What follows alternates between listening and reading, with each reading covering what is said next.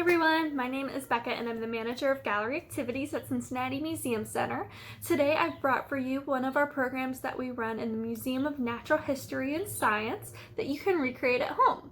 This activity is called Adapt to Thrive. We offer it in front of our cave exhibit, which is a reproduction limestone cave that is designed to create an immersive experience for you.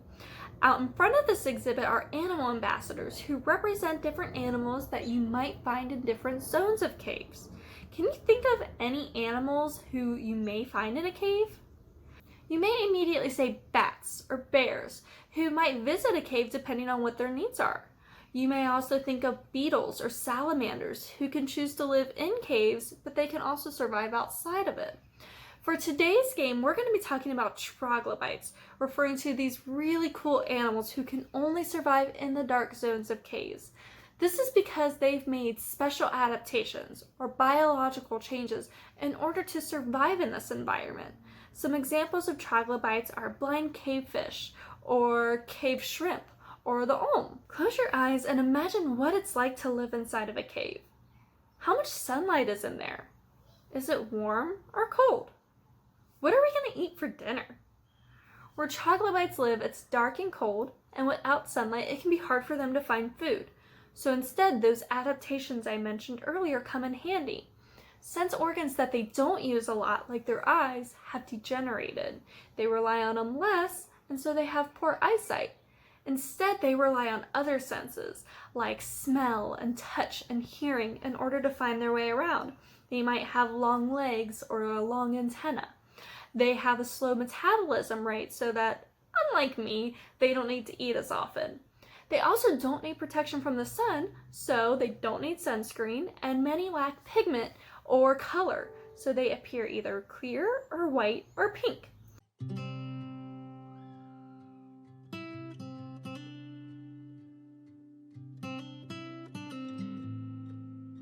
For today, we wanted to test our own senses, and there are two different versions of this game that you can run. For this version, we are going to be experimenting with our sense of smell. Do you have a favorite scent? Mine is freshly baked chocolate chip cookies, usually because somebody else is making them for me. When the smell receptors are stimulated, they send signals along the olfactory nerve and bulb to the brain to be interpreted as a smell we recognize. You'll need cotton balls, scents found around your house, and containers. At the museum, we use different extracts like lemon, mint, and strawberry.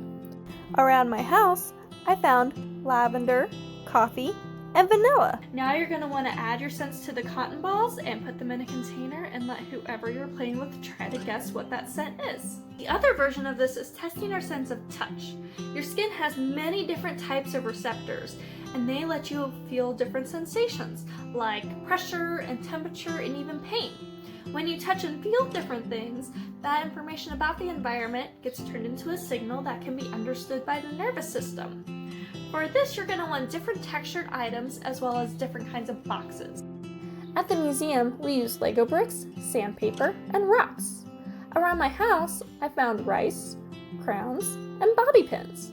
If possible, you'll want to keep your box covered, concealing the items inside. We use Kleenex boxes with just a piece of felt taped on top. You could also use fabric or even just construction paper. If you can't do that, then just make sure whoever you're playing with does a really great job at keeping their eyes closed as they try to guess what they're feeling. As a reminder, if you're using any small pieces, make sure that nobody playing puts anything in their mouth. You can run as many versions of this game as you like by picking out different items and keeping it fresh.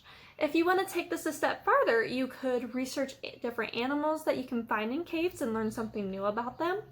Caves are also extremely important, and you can investigate what you can do to not only help protect them, but the animals who depend on them.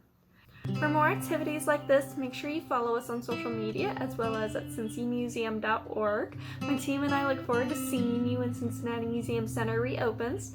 We are a nonprofit and we do rely on ticket sales to operate, which unfortunately isn't possible right now. If you're enjoying these videos, I hope you'll consider supporting us at cincymuseum.org. I'll see you next time.